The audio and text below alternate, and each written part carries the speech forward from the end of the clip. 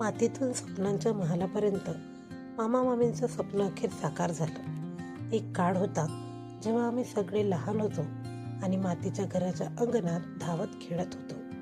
मामींच्या हातचं चुलीवरचं जेवण आणि मामाच्या हसऱ्या चेहऱ्यातला आधार हेच त्या घराचं खरं वैभव होतं. पावसाळ्यात भिंतीवरून ओघळणारं पाणी, थंड हिवाळ्यात मातीचा मंद सुगंध आणि उन्हाळ्यात अंगणात झाडाखाली बसून सगळ्यांनी केलेल्या गप्पा, या सगळ्या आठवणी आजही मनात जिवंत आहेत.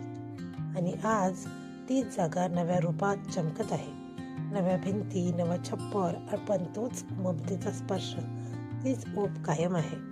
हे घर फक्त वीट सिमेंटचं नाही, हे घर आहे मामा मामींच्या श्रमाचं, त्यांच्या स्वप्नांचं आणि आपल्या सगळ्यांच्या प्रेमाचं प्रतीक. प्रत्येक कोपऱ्यात एक कथा आहे, कष्टांची, श्रद्धेची आणि आशीर्वादांची. मातीतून उठून माणूस स्वतःचा स्वर्ग तयार करू शकतो. मामा आणि मामी त्या स्वर्गाचे शिल्पकार आहेत. गोपाल आणि हर्षालीकडून मनपूर्वक शुभेच्छा. या नव्या घरात सुख, समृद्धी, शांती आणि अनंत आनंद लाभो. जशी तुमची साथ तशीच या घराची सावली सदैव मजबूत राहो.